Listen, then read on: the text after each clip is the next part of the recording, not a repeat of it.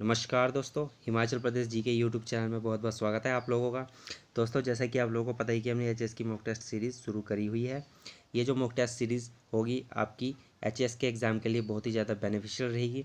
जो भी आपके हिमाचल प्रदेश एग्ज़ाम के 20 क्वेश्चन एचएस के एग्ज़ाम में पूछे जाते हैं उसके लिए बहुत ही ज़्यादा ये उपयोगी आपके एग्ज़ाम के लिए रहने वाले हैं।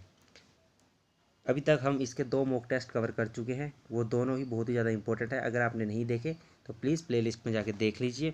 अगर आप लोग नए हैं तो सब्सक्राइब कर लीजिए हमारे चैनल को, ताकि आने वाला जो भी लेक्चर हम हिमाचल प्रदेश पर डालें वो सारा उसकी नोटिफिकेशन आपको टाइमली मिल जाए।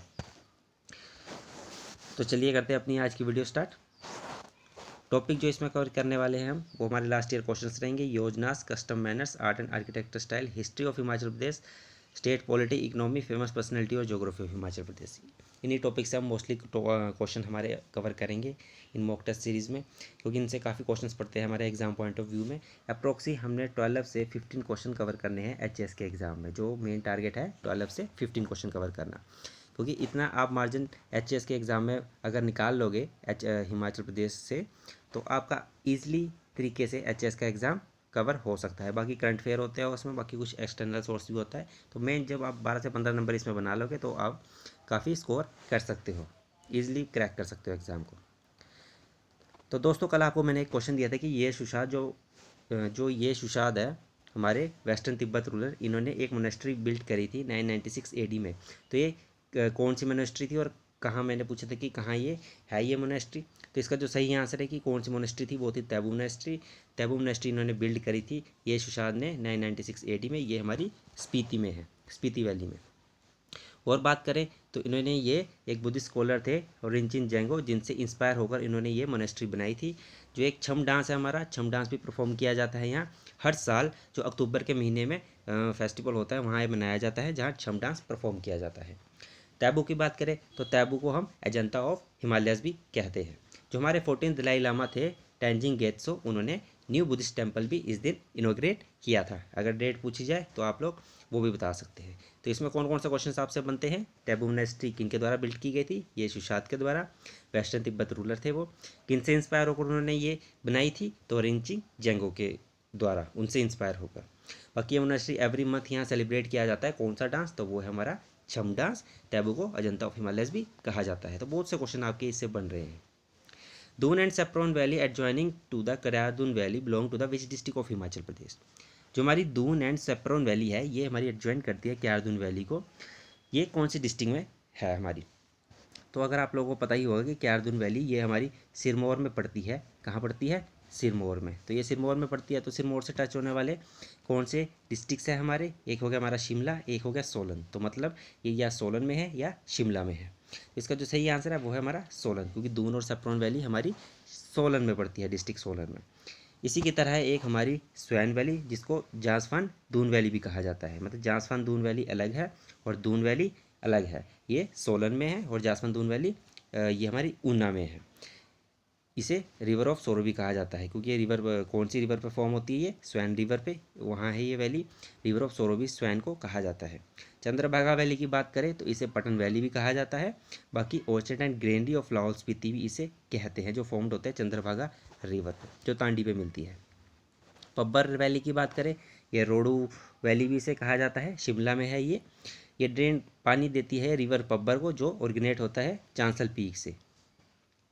पब्बर रिवर फेमस हमारा ट्राउट फिशिंग के लिए, जिसको इंट्रोड्यूस किया गया था मिस्टर ग्लोवर द्वारा, जो ब्रिटिश चीफ कंजर्वेटर थे फॉरेस्ट के 1939 38 टू 39 के बिटवीन। तो कुछ इंपॉर्टेंट डाटा है वैलीज़ का भी।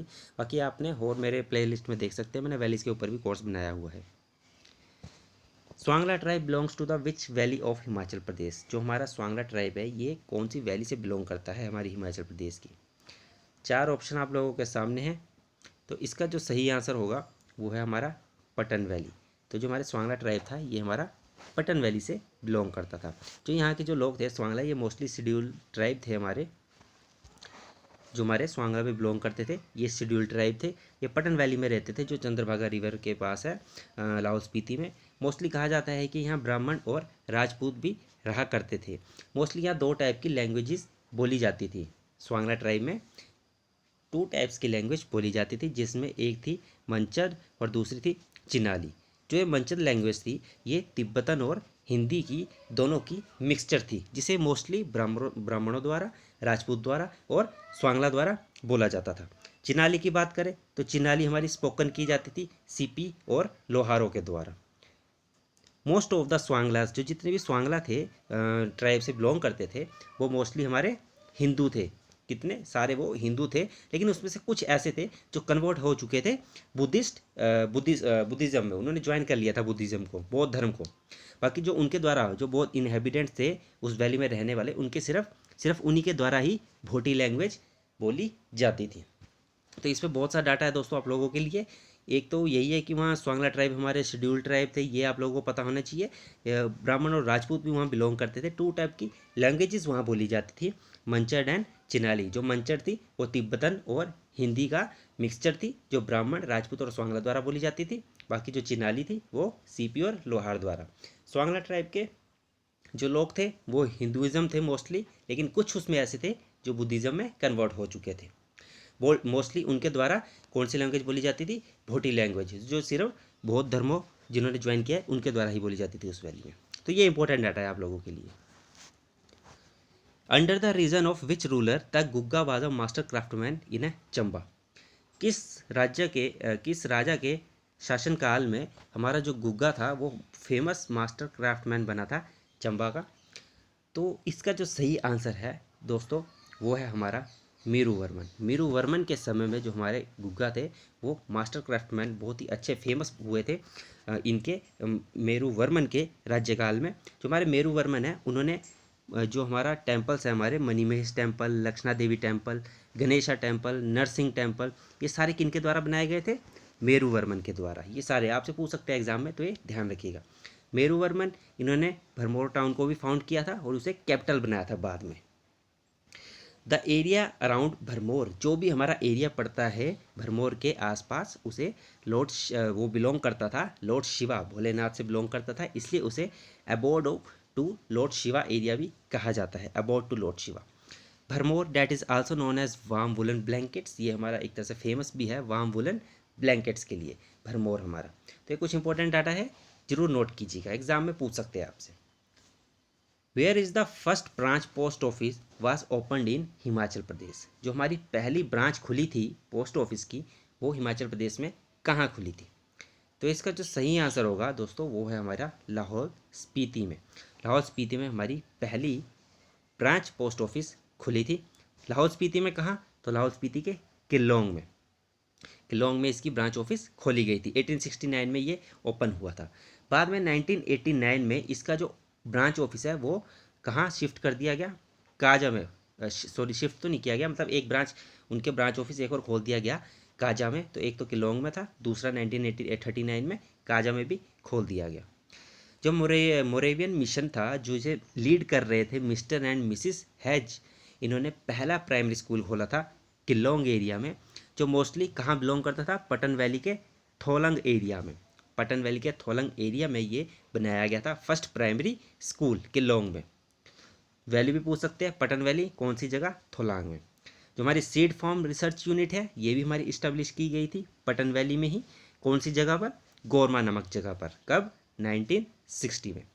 Resin grape research sub station, ये raisin grape research sub station ये भी इस्टेब्लिश किया गया था, बनाया गया था, ये भी पटन वैली में ही बनाया गया था। कौन सी जगह पे? थिरोट जगह में। थिरोट जगह में ये बनाया गया था। कुट and dry fruit research unit, ये भी हमारा किलोंग में बनाई गई थी, कुट and dry fruit research unit. तो इसमें बहुत से इंपॉर्टेंट चीज़ें हमारी बनाई गई थी जो आपके एग्जाम पॉइंट ऑफ से ज़रूरी है। कुट and dry fruit research unit, grape research station रेजिन का, सीड फार्म रिसर्च यूनिट, ये सारी वैलीज पटन वैली में, यहाँ ऑलमोस्ट पटन वैली में बहुत कुछ बनाया गया था। किलोंग में हमारा ब्रांच ऑफिस था, एक हमारा कुट एंड ड्राई फ्रूट प्रोजेक्ट था, रिसर्च यूनिट था। पटन वैली के थिरोट में रेजिन ग्रेप रिसर्च स्टेशन था।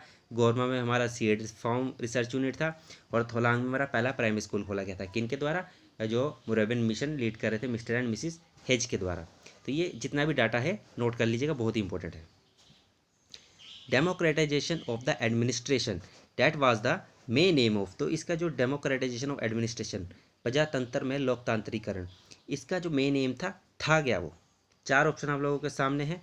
इसका जो सही आंसर है वो है ऑप्शन नंबर 3, प्रजामंडल मूवमेंट। इसका जो मेन एम था वो था प्रजामंडल मूवमेंट से। जो हमारे ये प्रजामंडल मूवमेंट थे बेसिकली ये हर डिस्ट्रिक्ट में इसलिए बनाए गए थे कि जो भी वो इशू वहाँ पर चल रहे थे, लोगों के साथ गलत हो रहा था आज़ादी के समय में, बिफोर इंडिपेंडेंस, तो उनके लिए छोटे छोटे प्रजामंडल मूवमेंट्स बनाए गए थे उनको उनके राइट्स दिलाने के लिए, जिसमें बिलासपुर स्ट्रगल एक हमारा फेमस है, Mandi conspiracy, Chamba education, Kunihar struggle, ऐसे बहुत से स्ट्रगल्स हैं जो हमारे लोगों ने उस टाइम चलाए थे, जिसके लिए प्रजामंडल मूवमेंट चलाए गए थे। तो मेन एम इनका ये था कि आज़ादी पाना, जिनके लिए छोटे छोटे प्रजामंडल मूवमेंट बनाए गए थे।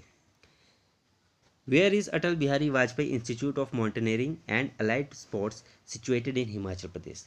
जो हमारा अटल बिहारी वाजपेयी इंस्टीट्यूट है माउंटेनियरिंग एंड अलाइड स्पोर्ट्स का, ये हिमाचल प्रदेश में कहाँ पर है? तो इसका जो सही आंसर है दोस्तों वो है हमारा मनाली। ये हमारा कहाँ पर है? मनाली में है ये। Total all over state India में इसके 9 सब सेंटर्स है। कितने हैं? 9 सब सेंटर्स है इसके ऑल ओवर द स्टेट, जिसमें एक हमारा मनाली में है। जो हमारा ये फेमस है, जो हमारा मनाली में है, ये हमारा largest adventure sports training centre है कंट्री का। तो ये भी आपसे पूछ सकते हैं, जो मनाली में है हमारा Atal Bihari Vajpayee institute of mountaineering and allied services का, तो ये हमारा largest adventure sports training centre है हमारा कंट्री का। ये स्प्रेड है हमारा, मतलब कहाँ फैला हुआ है? बैंक ऑफ रिवर ब्यास में फैला हुआ है ये। ऑलमोस्ट पूरे साल में 40,000 लोग या पीपल ट्रेन किए जाते हैं ऑल ओवर स्टेट्स में। तो ये इंपॉर्टेंट है ये भी आप लोगों के लिए। Where is the biotechnology park was set up in Himachal Pradesh. Himachal Pradesh में जो हमारा बायोटेक्नोलॉजी पार्क है ये कहाँ सेटअप किया गया था? तो इसका जो सही आंसर है वो है हमारा डिस्ट्रिक्ट सोलन में। तो ये जो कहाँ किया गया था? डिस्ट्रिक्ट सोलन में ये हमारा सेटअप किया गया था। 27 जुलाई 2011 को ये सेटअप किया गया था हमारा।